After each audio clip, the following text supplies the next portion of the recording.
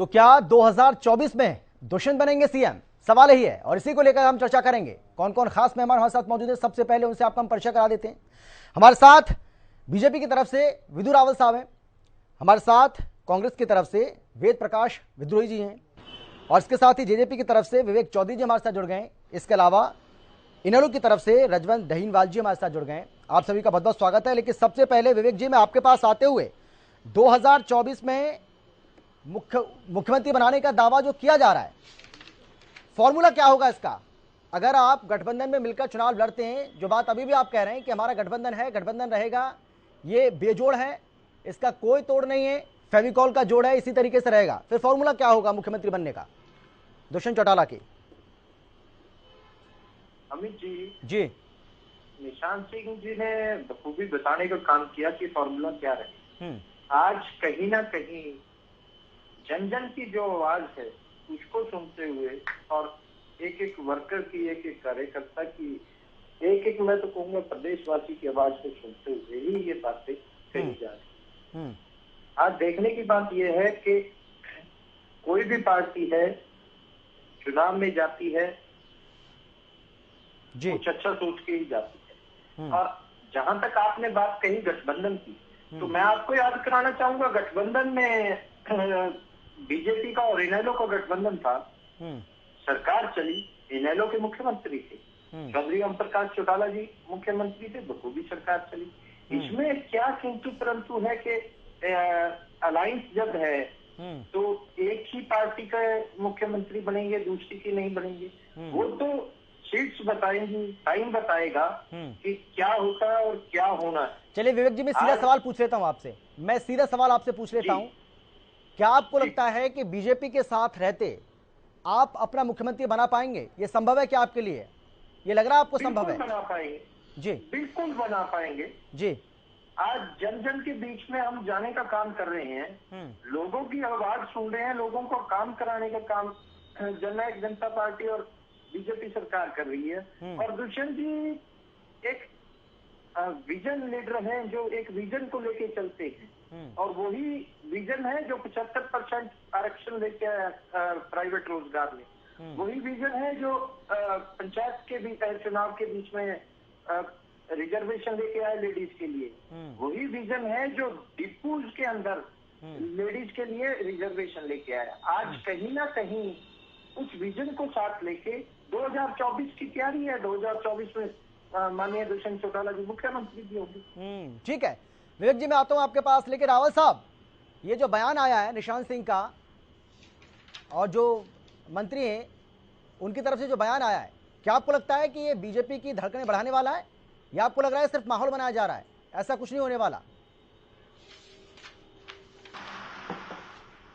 अमित जी, आपको नमस्कार और आपके माध्यम से सभी दर्शकों को हरियाणा न्यूज के और आपके प्रबुद्ध पैनल जो यहाँ पर प्रवक्ताओं का है सभी को नमस्कार। देखिए, आपका जो सवाल है वो अपने आप में सवाल के साथ साथ आप उत्तर भी दे रहे हैं जी।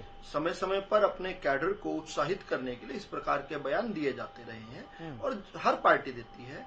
और निशांत सिंह जी ने तो खुद ही स्पष्ट किया, उन्होंने बताया कि हर पार्टी को, हर व्यक्ति को आगे बढ़ने का अधिकार है, सपना लेना सभी का अधिकार है। हमारा भी एक सपना है, हमारा सपना है भारत माता को परम वैभवता के शिखर पर पहुंचाना। हम भी इस स्वप्न को लेकर जीते हैं, इसको दिन रात इसको लेकर हम काम करते हैं। उनकी पार्टी का भी एक विजन है और क्योंकि वो एक उनकी पार्टी की बैठक थी, उस पार्टी के अंदर जो है क्योंकि वो जननायक जनता पार्टी की बैठक थी, तो वहां पर जो मौजूद कार्यकर्ता थे वो निश्चित तौर पर उनके वहां पर अगर पॉपुलैरिटी का अगर कोई सर्वे करवाया जाए तो दुष्यंत जी जो है निश्चित तौर पर उस बैठक के अंदर के जितने लोग थे यानी जननायक जनता पार्टी के जो कार्यकर्ता है तो निश्चित तौर पर उनका स्थान जो है अच्छा रहेगा। दुष्यंत जी प्रतिभाशाली व्यक्ति हैं, लेकिन मौजूदा जो परिस्थिति है हम जो गठबंधन के रूप में देखते हैं तो भारतीय जनता पार्टी एक सीनियर पार्टनर के तौर पर और जननायक जनता पार्टी जूनियर पार्टनर के तहत जो है हरियाणा के विकास के लिए, हरियाणा के जन जन के कल्याण के लिए दिन रात काम कर रही है और बहुत बेहतरीन काम कर रही है। लेकिन वो ज्यादा दिन तक जूनियर बनने की चाहत रखते नहीं, ऐसा लग रहा है ना? बहुत मजबूत है। लेकिन रावल साहब, जो महत्वाकांक्षाएं दिख रही हैं उसके हिसाब से ऐसा लग रहा है कि ज्यादा दिन तक वो जूनियर बनने वाले नहीं है आपके, वो चाहते नहीं है कि जूनियर बने रहे वो। अगर मुख्यमंत्री उनको बनना है तो इसका मतलब तो आप समझ पा रहे होंगे मैं क्या कहना चाह रहा हूँ। या क्या इशारा वहां से मिल रहा है, ये तो आप भी समझ रहे होंगे सर। नहीं, मैं इसमें ज्यादा मुझे नहीं कुछ दिखाई दे रहा है। मुझे इसमें स्पष्ट तौर पर एक पार्टी की बैठक दिख रही है, जहां पर जब हमारी जब 2 सीटें आया करती थी, हम भी तब ये कहा करते थे कि भाई हमारा मुख्यमंत्री अगला होगा। ये अधिकार है सभी पार्टियों, अपने काडर को उत्साहित करने के लिए इस प्रकार की बयान दिए जाते हैं, और इसमें कोई गलत भी नहीं है, ठीक है। और जहां तक काम की बात है, तो मेरे भाई अभी विवेक जी ने बताया कि भारतीय जनता पार्टी और जननायक जनता पार्टी जनता के हित में निरंतर कार्य कर रही है। तो हमारी पॉपुलैरिटी जो है दोनों पार्टियों की उफान पर है, बड़ी है, निश्चित तौर पर बड़ी है। जहां तक भारतीय जनता पार्टी की बात है, भारतीय जनता पार्टी हरियाणा की नहीं, भारत की नहीं, आज दुनिया की सबसे बड़ी लोकतांत्रिक पार्टी है। तो निश्चित तौर पर भारतीय जनता पार्टी जिस प्रकार का काम कर रही है और जिस तरह भारतीय जनता पार्टी का विकास का कार्य रहा है, तो ग्राफ बढ़ता जा रहा है पॉपुलैरिटी का हमारा। तो इसके बावजूद भी हम सम विचार के तरीके से हम जुड़े थे और हम अच्छा कार्य कर रहे हैं, हम जनता के हित में काम कर रहे हैं। मुझे लगता है इसी पर ज्यादा जो है फोकस रहना चाहिए। इंटरनल पार्टी मीटिंग्स में क्या कहा जाता है, ये ज्यादा बहस का विषय नहीं होना चाहिए। ठीक है, रावत साहब मैं लौटूंगा आपके पास, लेकिन वेद प्रकाश जी, सीधा सवाल है मेरा आपसे कि अगर दुष्यंत चौटाला 2024 में मुख्यमंत्री बनेंगे तो फिर भूपेश हुड्डा का क्या होगा, वो क्या करेंगे, वो क्या बनेंगे? देखिए, आपकी डिबेट में भाग लेने से पहले जी मेरी जानकारी के अनुसार मुंगेरी लाल के हसीन सपने लेने पर मोदी शाह ने अभी तक जीएसटी नहीं थोपा था और मनोहर लाल खट्टर जी ने वैट नहीं ठोका था। इसलिए मुंगेरी लाल के सपने लो, प्रसन्न रहो, खुश रहो, कोई टैक्स नहीं लगने वाला। आप जजपा और दुष्यंत चौटाला जी मुख्यमंत्री बनने का मुंगेरी लाल का सपना ले रहे हैं 2024 में, उनको मुबारक हो। पर मेरी नजरों में ये जनता को ठगने का एक जुमला है। इन्होंने 2019 में जनता को ठगा, अब की बार भाजपा जमुना पार, और जो भाजपा विरोधी मतदाता थे उनको ठग कर 10 सीटें ले ली। अब इनकी हालत ये है कि विधायक बनना मुश्किल हो रहा है, जमीनी धरातल की वास्तविकता है। अब ये दुष्यंत जी को मुख्यमंत्री बनाने के नारे के सामने अपनी चुनावी वैतरणी पार करना चाहते हैं, और दूसरी तरफ ये एक संदेश भी भाजपा को दे रहे हैं, क्योंकि गडकरी जी ने खुला ऐलान क्षेत्रीय दलों के खिलाफ कर दिया। बिहार की धरती पर उन्होंने साफ कह दिया, क्षेत्रीय दल मुक्त करना अब भाजपा का सपना है और जल्दी ही क्षेत्रीय दलों को खत्म करेंगे। और जो उनके सहयोगी दल थे उन्हीं पर उन्होंने चोट मारनी प्रारंभ कर दी। अकाली दल पर चोट मारी, शिवसेना पर चोट मारी, और जेडीयू को तोड़ने का प्रयास था, वो नीतीश कुमार भाग गए। नीतीश कुमार इनसे पहले ही पिंड छुड़ा गए।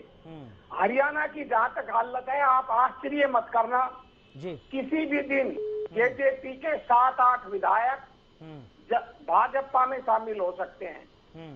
कई विधायक तो खुलेआम कह चुके हैं अप्रत्यक्ष रूप से। ये तो ब्रेकिंग न्यूज दे रहे हैं आप वेद प्रकाश जी, ये तो ब्रेकिंग न्यूज दे रहे हैं आप। अब मैं तो जो दे रहा हूँ आप सुन लीजिए मेरी बात। अगर गलत तो इसका कोई आधार भी है, इसका कोई आधार भी है, या बस आप भी माहौल बना रहे हैं जेजेपी की तरह? मैंने माहौल बनाने की क्या जो आपने मेरे सवाल पूछा, मैंने सच्चा सूचा जवाब दे दिया। ये तो नड्डा खुद कह रहे हैं कि हम क्षेत्रीय दलों को तोड़ेंगे, और उनका अगला टारगेट जज्बा है। मेरी बात याद रखना, जज्बा के कई खुलेआम कह चुके हैं कि मुख्यमंत्री को हम नेता मानते हैं, वो अच्छे हैं, और हमारा तो उप मुख्यमंत्री सुनता ही नहीं है। राम कुमार गौतम तो अपने उप मुख्यमंत्री साहब को, पार्टी के नेता दुष्यंत चौटाला को भ्रष्ट कह चुके हैं खुलेआम। तो ये तो इनके विधायक कह रहे हैं, मैं नहीं कह रहा। और मेरी राजनीतिक भविष्यवाणी है, आप मेरी बात याद रख लेना। तो दुष्यंत चौटाला जी भी इस बात को समझ रहे हैं, इसलिए हो सकता है वो भी अपनी तैयारी कर रहे हो भाजपा से पीछा छुड़ाने की, कि अगर भाजपा के साथ गठबंधन में रहोगे तो ना तो पार्टी रहेगी और ना भविष्य में एमएलए बन पाओगे। तो ये उनका अपना सोच है। और जहां तक कांग्रेस की आपने पूछी, कांग्रेस को ना कोई दुष्यंत चौटाला से खतरा है, ना भाजपा से खतरा है। जनता समझ चुकी है कि भाई हमने तो बीजेपी को जमना पार किया था, 40 सीट दी थी, पर कुछ लोगों ने बीजेपी को नुला धुलाकर जमुना पार जाकर गंगा में डुबकी लगवाकर दोबारा हम पर थोप दिया। इसलिए हरियाणा की जनता तो मन बना चुकी है। रुद्र साहब आ रहा हूं मैं आपके पास, सुन लीजिए, अब की बार भाजपा जजपा आ रहा हूं विवेक जी, आ रहा हूं एक एक करके सबके पास आ एक सेकंड में खत्म कर रहा हूं। इन्होंने जनता का जिक्र किया तो मेरा जवाब देना। हाँ नहीं मैं लूंगा सर, मैं जवाब लूंगा आपसे, मैं विवेक जी लूंगा जवाब आपसे। एक बात पूछ लीजिए। हाँ, मैं ले रहा हूँ एक किरण चौधरी के बारे में बताएं, क्या कर रही है किरण चौधरी? कल इनसे पूछा है हमने, कांग्रेस से अलग है क्या? ठीक है, पहले उनकी बात पूरी हो जाए उसके बाद में आ रहा हूँ, एक एक करके सबके पास आ रहा हूँ बात को। अब की बार भाजपा जजपा संघ कड़ी पार और बनेगी हरियाणा में कांग्रेस की सरकार। ठीक है जनता का मन बन गया। ठीक है, मैं आता हूँ। किरण चौधरी की बनेगी, मैं आ रहा हूँ, की बनेगी, आ रहा हूँ विवेक जी, आ रहा हूँ रजवन जी एक मिनट, विवेक जी आ रहा हूँ, बताने का काम कीजिए। विवेक जी आ रहा हूँ मैं, जवाब आप ही से लूंगा सर, जवाब आप ही को देना है। हाँ रजवन जी, आवाज आ रही है आपको मेरी, सुन पा रहे हैं क्या? जी बिल्कुल आ रही है। हाँ रजवन जी, सवाल मेरा आपसे ये है हेलो, कि अगर भतीजा मुख्यमंत्री बनेगा तो चाचा का क्या होगा? अमित जी, ये वो अभी बात कह रहे थे विद्रोही जी कि सपने लेना कोई टैक्स थोड़ी है। हाँ। एक तो एक समय है, एक माहौल बनाने की बात है। जिस प्रकार भारतीय जनता पार्टी के प्रवक्ता ने कहा है कि अपने संगठन में जान फूंकने के लिए इस प्रकार की बातें, कोरी घोषणाएं की जाती हैं, कोरे आश्वासन दिए जाते हैं, उनको सपने दिखाए जाते हैं, तो सपने दिखाने के कोई टैक्स तो लग नहीं रहा। दूसरी बात एक चीज है, समय था 2019 की अगर हम बात करें तो भारतीय जनता पार्टी जो 2014 से सत्ता में रही, उन्होंने 75 पार का नारा दिया था। आपको और हम देख रहे थे कि 75 पार कहां सर उन्होंने पूरी तरह से माहौल बना दिया था, जब हर व्यक्ति ये कह रहा था कि इस बार भारतीय जनता पार्टी 75 पार, और उस समय उनकी हालात क्या हो गई थी, वो 40 पे आ चुके थे। जनता ने 50 सीटें इनके खिलाफ दी थी, और उस खिलाफ देने का मतलब ये था कि वो भारतीय जनता पार्टी को नहीं चाहते थे, और कहीं ना कहीं जनता को जो बरगला कर 10 सीटें हासिल करने का काम जननायक जनता पार्टी ने किया था, जो भारतीय जनता पार्टी को जमुना पार दिखाने का बात कह रही थी, वो उनके गोद में जा बैठी। इसका मतलब क्या हुआ, ये स्वार्थ का गठबंधन है। शुरू से हम यही कह रहे हैं कि स्वार्थ का गठबंधन, इनको जनता से कोई लेना देना नहीं है। और आज जो ये कह रहे हैं कि हम 2024 में अगर मुख्यमंत्री बन रहे हैं तो 2024 के मुख्यमंत्री बनने की बात तो ये कहीं ना कहीं ये भारतीय जनता पार्टी को नीचे लेके आने का काम करते हैं। अब ये तो भारतीय जनता पार्टी के प्रवक्ता बताएं कि भारतीय जनता पार्टी जेजेपी कितना कमजोर कर रही है या जेजेपी भारतीय जनता पार्टी को कितना कमजोर कर रही है। लेकिन आज के हालात तो ये है, आज के हालात तो ये है कि जेजेपी के विधायकों को मुख्यमंत्री जी पटका पहनाते हैं। तो ये उस चीज पर विचार करे। आज इनके जो चेयरमैन है, वो चेयरमैन जेजेपी के चेयरमैन है, और वो मुख्यमंत्री जी के पास जो है पार्टी को जाकर उनको बुक्का भेंट कर रहे हैं। ये पहले मुख्यमंत्री जी के पास जा रहे हैं, फिर डिप्टी साहब के पास जा रहे हैं, ये कह रहे हैं कि हमारे चेयरमैन है। तो ये चीज सिर्फ और सिर्फ दिखावा है, ये जनता को बरगलाने के अलावा कुछ नहीं है। हकीकत मैं जवाब देना चाहता हूं, ना तो बीजेपी के पास कोई विजन है और ना ही जेजेपी के पास कोई विजन है। उन्होंने जो जनता से वायदे किए थे, वो जनता से वायदे पूरे नहीं किए। आज 75% की जो बात कर रहे थे रोजगार की, क्या 75% का रोजगार का जो वायदा उन्होंने पूरा कर दिया? ठीक है रजवन जी, आ रहा हूँ रजवन जी, मैं लौट रहा हूँ आपके पास, मैं आता हूँ, मैं फिर से आऊंगा आपके पास। विवेक जी सवाल मेरा आपसे है सर, जो बात विद्रोही जी कह रहे हैं और ये बात सही भी है, क्योंकि नीतीश कुमार ने जब गठबंधन तोड़ा तो उन्होंने बात कही है कि जेपी नड्डा का वो बयान जिसमें उन्होंने कहा कि जो क्षेत्रीय दल हैं उनका धीरे धीरे अस्तित्व खत्म हो जाएगा देश के अंदर। अब देश के अंदर सिर्फ एक ही पार्टी रहेगी, वो रहेगी भारतीय जनता पार्टी। जो क्षेत्रीय पार्टियां अभी भी बाकी हैं, या तो उनका विलय हो जाएगा भारतीय जनता पार्टी में या पूरी तरह से खत्म हो जाएंगी। तो क्या उसी का डर है क्या आपको, और इसीलिए आप माहौल बना रहे हैं 2024 के लिए? ऐसा कोई डर नहीं है। मैं आपको एक बात बताऊं, ऐसा कोई डर नहीं है। आज जो लोग बातें कर रहे हैं, बारी बारी कांग्रेस के प्रवक्ता साथी बहुत बड़ी बड़ी फेंक रहे थे कि भाजपा के विरोधी जो वोट था वो इन्होंने लेने का काम किया। क्या कांग्रेस समर्थित वोट नहीं था? क्या कांग्रेस के फेवर में था वोट? वो तो कांग्रेस के भी विरोध में था वो जो हमारे पास वोट आया। आज कहीं ना कहीं इनके पास कोई बात नहीं है, काम सभी के हो रहे हैं। सभी, अभी नैलो के प्रवक्ता साथी को सुन रहा था, वो कह रहे थे कि मुख्यमंत्री जी पटका, अरे किसी कांग्रेस वाले से पटका पहन लिया क्या? हम गठबंधन में हैं, गठबंधन में मान सम्मान देना हमारी परंपरा है। अगर विधायक जी वहां गए तो उनको मिल के आए, उनका धन्यवाद करके आए। आप मुख्यमंत्री जनाब, आपके बारे में मैं नहीं बोला। सवाल किया अमित जी। हाँ ठीक है, बोलिए आप। भतीजा मुख्यमंत्री बनेगा तो चाचा क्या करेंगे? हमारे चाचा जी आदरणीय हैं, चाचा जी आशीर्वाद देने का काम करेंगे। और रही बात कांग्रेस के साथी से मैंने सवाल किया, ये फैक्ट तो बड़ी बड़ी रहे थे, इनसे जब पूछा गया। लेकिन विवेक जी आपने जवाब दे दिया, आपने जवाब दिया इस बात का, लेकिन रजवंत जी ने तो इस बात का जवाब ही नहीं दिया था मैंने जो सवाल किया। चलिए मैं तो दे रहा हूँ। हाँ नहीं, आपने तो जवाब दे दिया। ठीक है, ये सवाल का जवाब नहीं देंगे, ना ही कांग्रेस के साथी, ना ही अपना इनेलो के साथी। आज कहीं ना कहीं ये लोग सिर्फ और सिर्फ दुष्प्रचार करने का काम कर रहे हैं। सरकार कोई भी अच्छा काम करती है उसको इनमें कमियां खामियां नजर आती हैं। चाहे खिलाड़ियों के सम्मान की बात हो, चाहे बुढ़ापा पेंशन की बात हो, चाहे कोई भी बात हो, सभी में इनको कमियां खामियां नजर आती हैं। आज प्रदेश की जनता की जो आवाज है वो जनता के बीच में जा रही है, और चुनाव होगा, चुनाव में दूध का दूध पानी का पानी हो जाएगा। ठीक है विवेक जी, आता हूँ। कांग्रेस के प्रवक्ता से 2 मिनट में शॉर्ट में खत्म करूंगा। कांग्रेस के प्रवक्ता साथी ने कहा कि 2024 में कांग्रेस की सरकार बनेगी। आप इसी सवाल का जवाब दे दीजिए, किसकी बनेगी? भूपेंद्र सिंह हुड्डा की बनेगी, रणदीप सुरजेवाला की बनेगी, किरण चौधरी की बनेगी, किसकी? कुमारी शैलजा की बनेगी। आज कहीं ना कहीं लोगों को भ्रमित करने का काम ये लोग कर रहे हैं। और जो किरण चौधरी जी कल मीटिंग करके हटे हैं, उसके बारे में इनके पास कोई जवाब नहीं है, उसका जवाब देने का काम कीजिए। ठीक है, नहीं कल जवाब हमने लिया है, इसको लेकर हम चर्चा की है। कल 8 बजे हमने यही मुद्दा लिया था। रावत साहब, जेपी नड्डा ने जो बयान दिया था, क्या आपको लग रहा है उस बयान के जो मायने निकाले जा रहे हैं, या उसके बाद नीतीश कुमार ने जो कुछ कहा आपने भी उनको सुना होगा, तो ये जो बयान है ये कहीं ना कहीं एक संकट पैदा कर रहा है, आपको लग रहा है ऐसा?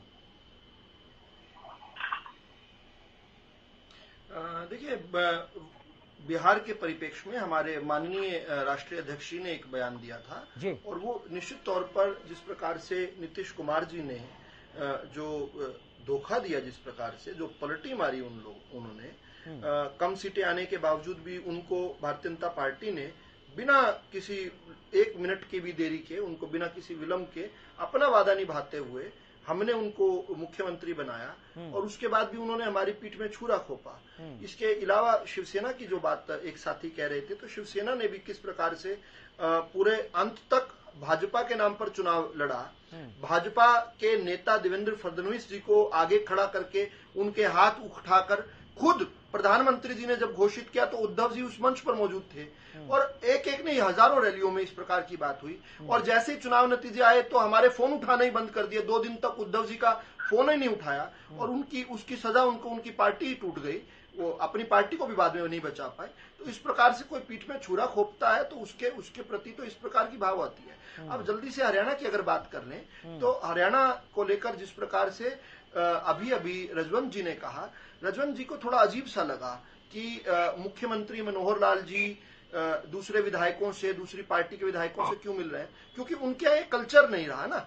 वहां तो चौटाला साहब थे, सब कुछ चौटाला साहब ही, ओम प्रकाश चौटाला जी सब कुछ हुआ करते थे, लेकिन अपने यहाँ कल्चर थोड़ा अलग है। रजवंत जी अपना कल्चर क्या है, हमने ऐतिहासिक पहल की। अभी जो स्वतंत्रता दिवस पर हमने कहा कि 90 के 90 विधायक कोई भी पार्टी के हों, किसी भी पार्टी के हों, जनता का प्रतिनिधि जो है ध्वजारोहण करेगा। पहली बार विपक्ष में बैठे विधायक जो होते थे, जो टेलीविजन पर देखा करते थे, कोई जनता का चुना हुआ व्यक्ति तो घर में बैठकर टेलीविजन पर देखा करता था, और कोई अधिकारी जो है झंडा फहराया करता था उनके क्षेत्र में। हमने कहा नहीं साहब, हमारे लिए जनता ने जिसको चुन लिया, किसी भी पार्टी का है, उसको मौका मिलना चाहिए। अब चाहे हर विधायक को हर महीने 3-3 सवाल पूछने की जो है ये ऐतिहासिक पहले नहीं। रावत साहब मुझे एक बात बताइए, हमने कहा ऐसा क्यों लगता है आपकी पार्टी को ऐसा? एक बार और पूरा करने दीजिए, एक बार अमित जी एक आध पॉइंट और पूरा करने दीजिए, इसके बाद आप और बोलिए, जल्दी से बोलिए। हम जब 14 में सरकार में आए थे, मैं जल्दी से अमित जी पूरा करता हूँ, आपने अनुमति दी है। हम जब 14 में सरकार में आए थे तो मनोहर लाल जी ने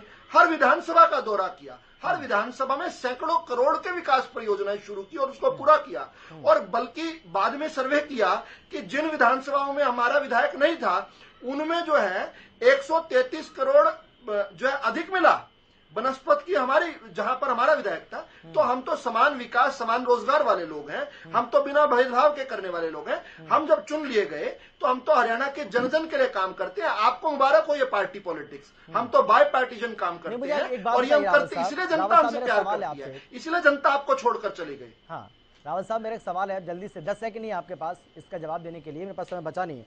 मैं आपसे बस इतना जानना चाहता हूं कि भारतीय जनता पार्टी को ऐसा क्यों लगता है कि देश के अंदर आने वाले समय में सिर्फ एक ही पार्टी होगी और क्षेत्रीय पार्टियों को कोई वजूद नहीं रहेगा? ऐसा क्यों लगता है आपको, आपकी पार्टी? देखिए, मैं ऐसा नहीं मानता हूं।